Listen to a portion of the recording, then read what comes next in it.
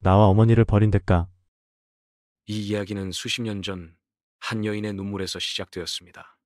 그 눈물은 세월을 지나 딸의 가슴 속에서 불꽃이 되어 타올랐습니다. 어머니를 버린 남자, 그리고 그와 함께 웃던 또 다른 여인.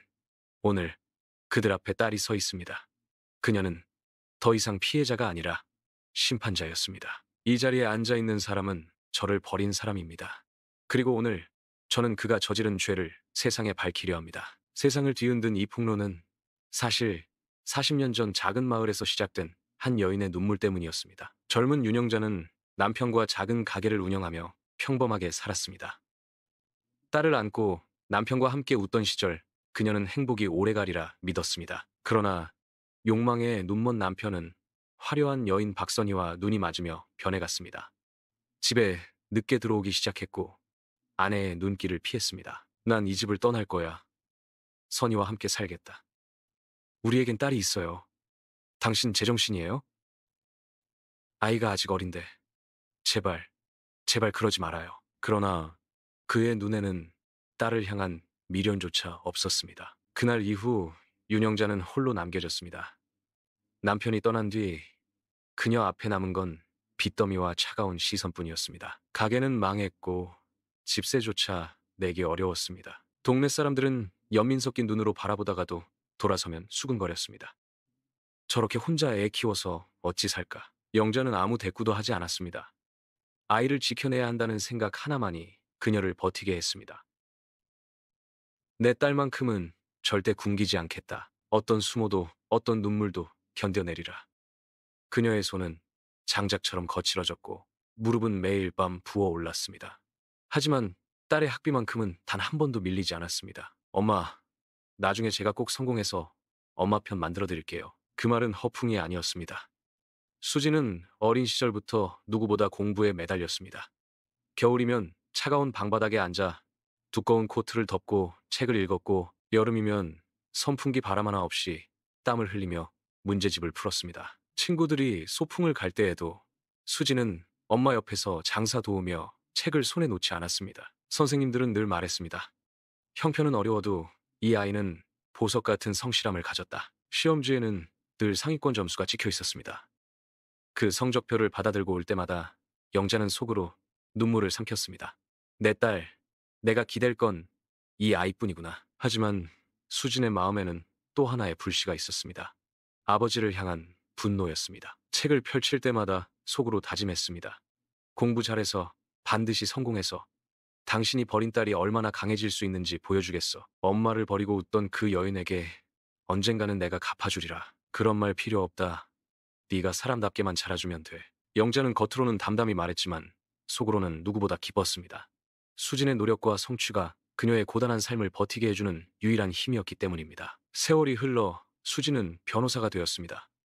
법정에서는 차갑지만 강한 목소리로 정의를 외쳤습니다. 그녀는 크고 작은 소송에서 연달아 승수하며 이름을 알렸습니다.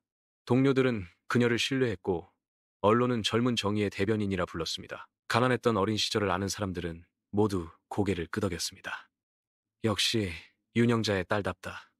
어머니의 피와 눈물이 저 아이를 여기까지 끌어올렸구나. 수진에게 이 모든 성공은 단순한 경력이 아니었습니다. 그녀는 늘 속으로 말했습니다.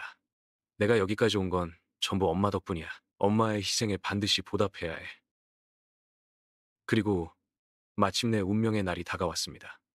수진을 과거와 정면으로 마주서게 할 그날이 조용히 다가오고 있었습니다. 재벌가는 위기를 느꼈습니다.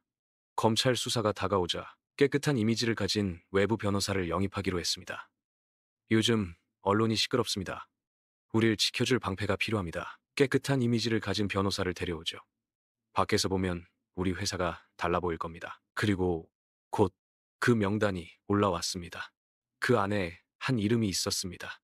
바로 윤영자의 딸, 성공한 변호사 수진이었습니다. 아버지는 얼굴이 굳었습니다. 이 아이를 여기로 부른다고? 박선희는 미소를 지었습니다. 그래. 오히려 조아 딸을 곁에 두면 더 안전할 거야. 피는 못 속이지 않겠어? 아버지는 말없이 숨을 삼켰습니다. 그는 두려웠습니다. 버린 딸이 이제 자기 곁으로 다시 돌아오려고 있었으니까요. 얼마 후 제안이 도착했습니다. 재벌가가 그녀를 고문 변호사로 영입하겠다는 연락이었습니다. 수지는 서류를 손에 쥔 채 한참을 움직이지 못했습니다. 왜 하필? 왜 지금? 조건은 화려했습니다. 막대한 연봉, 탄탄한 사회적 명성, 누구나 부러워할 자리가 눈앞에 있었습니다. 하지만 그녀의 가슴에는 오래된 상처가 다시 벌어지고 있었습니다. 이건 아버지가 속한 회사다. 엄마를 버리고 떠난 그 여자가 차지한 자리다. 내가 그들 옆에 서야 한단 말인가? 수지는 거울 앞에 서서 한참을 바라봤습니다. 화려한 변호사 가운 뒤에 여전히 버려진 딸의 그림자가 서 있었습니다. 받아들여야 할까? 아니면 거절해야 할까? 거절하면 다시는 엄마의 눈물을 갚을 기회를 잃을지도 몰라. 그녀는 손을 떨며 어머니의 사진을 꺼냈습니다. 사진 속의 영자는 늙고 지친 얼굴이었지만 언제나 미소를 지어주었습니다. 엄마, 제가 이 길을 가면 더 상처 입을 수도 있어요. 하지만 이제는 제가 엄마를 지켜야 하잖아요. 엄마의 눈물을 갚을 기회를 절대로 놓치지 않을 거예요. 그녀는 마침내 펜을 들어 서류에 서명했습니다. 수지는 세상 누구보다 충직한 고문 변호사처럼 보이게 되었지만 그 가슴 속에는 차갑게 벼린 칼날이 감춰져 있었습니다. 처음엔 단순한 계약 검토였습니다. 그러나 그녀는 그 속에서 작은 균열을 발견했습니다. 숨겨진 비용, 명확하지 않은 장부. 이건 뭔가를 감추고 있군. 수지는 점점 더 깊숙이 파고들었습니다. 비자금 계좌의 흔적, 불법 토지 강탈, 계약 썼던 뇌물 거래 기록까지 모든 건 서류 더미 속에 숨어 있었습니다. 아무도 눈치채지 못했지만 수지는 하나하나 조각을 맞추고 있었습니다.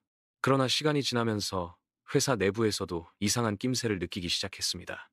저 변호사, 유난히 장부를 꼼꼼히 보는군. 괜히 직원들한테 사소한 것까지 묻고 다녀. 아버지가 불안한 눈빛으로 속삭였습니다. 혹시 저 아이가 우리를 노리는 건 아닐까? 박선희는 차갑게 웃으며 답했습니다. 괜한 걱정 마세요. 아무리 딸이라도 결국 피는 못 속이는 법이에요. 저 아이는 이미 우리 편이야. 지금껏 충직하게 일해왔잖아. 아버지는 그 말에 잠시 안도의 한숨을 내쉬었습니다. 그래, 그렇겠지. 설마 자기 손으로 우리를 무너뜨리겠나. 그러나 그것은 치명적인 착각이었습니다. 그들이 안심하는 바로 그 순간, 수지는 이미 모든 증거를 정리해 검찰에 넘기고 있었습니다. 밤늦게 퇴근하던 날, 검은 그림자가 골목 끝에서 그녀를 지켜보고 있었습니다. 그리고 어느 아침, 지문 앞에는 붉은 글씨가 적힌 종이가 붙어 있었습니다. 멈추지 않으면 후회하게 될 거다. 수지는 종이를 손에 쥔 채 잠시 숨을 고르더니 미소를 지었습니다. 이제 드디어 두려워하기 시작했군. 끝까지 가보자. 그리고 마침내 진실을 밝힐 날이 왔습니다. 주주총회장이 언론과 사람들로 가득 찼습니다. 수지는 단상에 올랐습니다. 서류철을 꺼내어 탁자 위에 내던졌습니다. 이 문서에는 수십 년간의 비자금 조성 내역이 담겨 있습니다.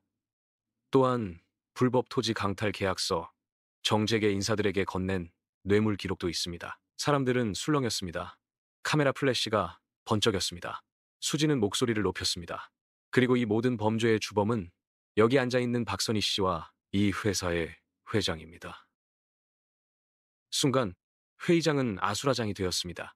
임원들은 웅성거렸고 언론은 앞다투어 촬영했습니다. 박선희는 얼굴이 하얗게 질리며 소리쳤습니다. 저 아이가 무슨 말을 하는 거야? 거짓말이야. 전부 거짓말이라고. 그러나 수지는 흔들리지 않았습니다.